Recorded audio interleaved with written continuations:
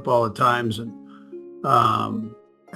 very important times, in particular when our back was to the wall there. We were able to keep them out of the end zone, and that was big as the game went on, the result of the game. Again, there are a lot of things we can work on, but between the 5 sacks and the tackling that we made, I thought we were very strong in the tackling area. We were very strong in the knockback area. We're at the line of scrimmage. Chris Jones always a force, but you also saw he's a force in the run game as much as he was in the pass game. So he did a nice job there. And I mean, I can go on and on with that. It was, good to get a mixture of our young guys in the secondary going. I think we'll be okay there. I think it's just a matter of more play time between 2 and 30, and just working through those things. Those are good players. They're young, and we got to keep growing there. So experience will help that. Offensively, again, I felt there were some really good things there. I guess a good defense. I don't want to slight their defense at all, because they're ranked pretty high in the NFL. So, but I thought our guys did some nice things there, especially with the pass game part of it, with the protection. Anytime you can keep 98 out of the backfield and off the quarterback, that's a positive thing. Pat did a couple nice things when there was a little bit of pressure, rolling out and hitting receivers. He had a nice day in general with his pass percentages and numbers and all that. So we had a couple touchdowns thrown in there, over 250 yards throwing. So those are all positives. I thought Kareem ran hard. That's a stout front that's really good against the run, but he ran hard and had positive yards as opposed to negative yards. We can do even better there as we go. But some of the important categories were the third downs. We're very productive on third downs. We were very productive in the red zone. And those, that leads to longer drives. It leads to points and ends up being a big production number. So for both those spots. Special teams, it was great to have Bucker drill a couple field goals there. That was great, and his extra points were good too. So he had a nice day, as did our punter. So that was positive. Anyways, with that, time's yours. Go first to Matt Derrick. Matt?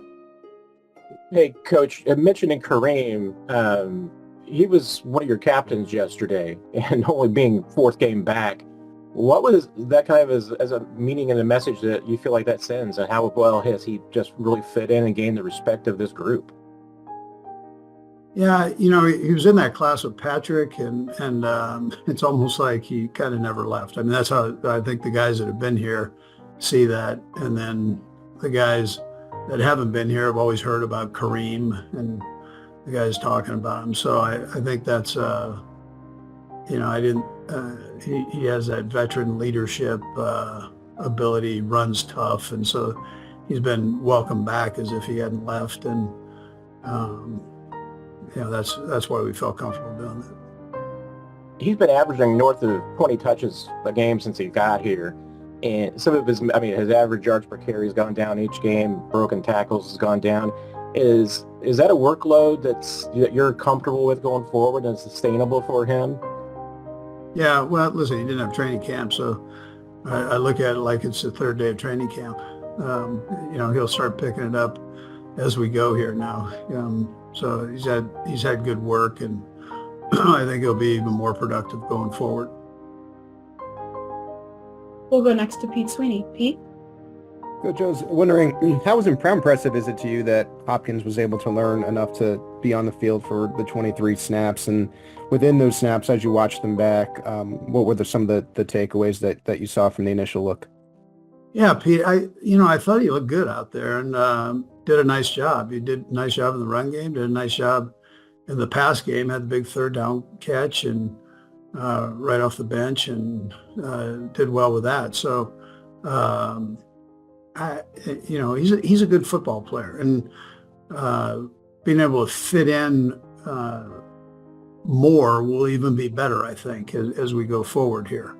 So he was chomping at the bit on the sideline, wanting to play, and at the same time knowing that he didn't have all of it down. So there was a patience there, but he was into the game, and I think you'll be able to see more of this next game.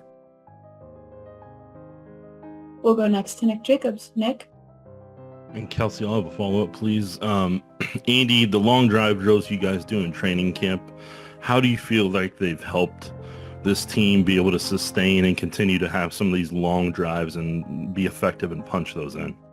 Yeah, Nick. I know the guys, they talk about them, and it's a good foundation builder, I think, that you can kind of bank on. You've gone into that dark area within yourself on those long drive drills. And so when you're in a game now and you're going, it's, you can go there and you can function at a high level. And so I think it builds a confidence in the guys once you get into the season. And where you guys were at bye week as an offense, where do you feel like you guys have improved? Because from a red zone perspective, it seems like it's really kind of gone up a level. Yeah, Matt put a lot of emphasis on the red zone in the bye week, and he and David Girardi work on that extensively. So it has improved. We've done a nice job down in there, and we've just got to keep it going as we go. We saw some things we can do even better the next time around. So but it has been improved. It's because of Matt really pounding down on that area. Looks like we have one more for you. We'll close it out with Sarin Petro. Sarin? And I'll have a follow-up if I could, please. Coach, you got 5 sacks, 5 different guys, all of them up front. I know Steve is, really known for his blitzes and really knows when to dial up, bring in some guys. But how nice was it to see really the front 7 be the ones to get the pressure and not really maybe need those defensive backs to come as much? Yeah, so that helps. It helps the secondary, any pressure that you. It's not just live music that Taylor Swift was blessing people with during a recent stop at Caesars Superdome in New Orleans. The artist, 34, who is currently wrapping up her international, multi-year Eras tour, swung by the Big Easy on October 25, 26 and 27 for 3 nights of sold-out fun. However, the performances did not come without Swift appearing to leave behind some good energy for her boyfriend, Travis Kelce, and the Kansas City Chiefs, whom she's supporting to nab a 3rd consecutive Super Bowl win at the stadium in 2025. Footage from Swift's New Orleans performance is shared by user at MoonlitHooks on X, formerly Twitter, shows the Bad Blood musician in 3 separate clips throwing up very football-coded hand gestures, which fans are interpreting as her attempt to bless the stadium ahead of a potential 3rd Chiefs championship win. In one of the clips, Swift can be seen pointing to the right before blowing a kiss and turning around, a sweet nod to Kelce's famous in-game gesture. In the second, she throws her arms up to symbolize a goalpost while mouthing touchdown. Last but not least, the singer swings her arm above her head as if she's throwing an imaginary football into the crowd. Sorry, but Taylor blessing the stadium hosting next year's Super Bowl 3 nights in a row is sending me. She wants the Chiefs three-peat, sick, so bad. I support you, Tay, ex-user at MoonlitHooks wrote alongside the collaged video.